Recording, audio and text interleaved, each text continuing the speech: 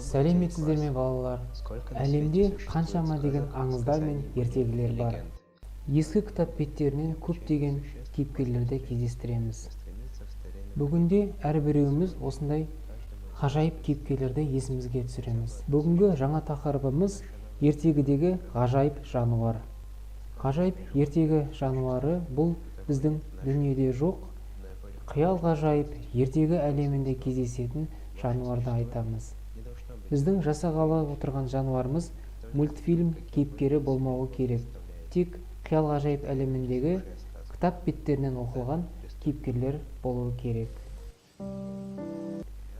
Бүгін мен сіздерге қиял ғажайып ертегідегі үш басты айдаһардың бейнесін жасаймын.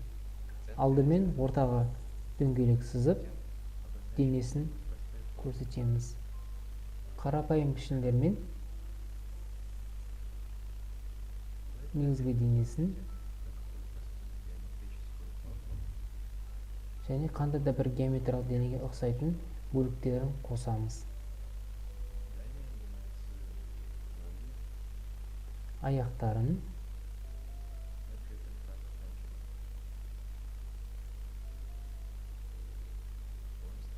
құйрық бөлігін қосамын геометриялық денемен және мойын,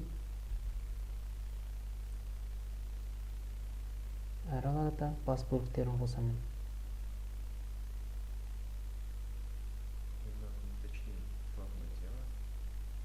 Дене бөліктерін қалпына келтіріп, сызықтарды қоса отырып, жұмысты түрлендіріп келтіреміз.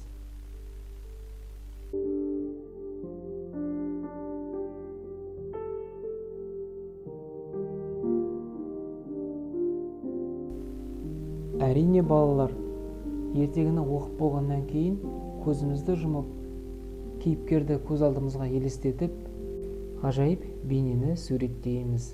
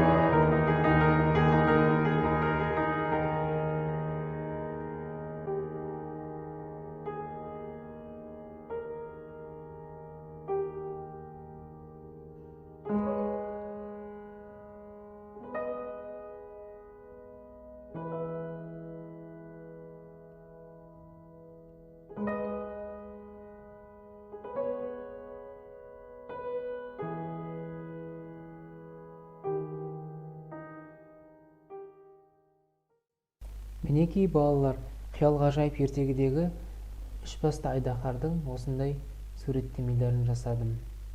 Сіздер де осындай ғажайып бейнені суреттедіңіздер деп сенемін.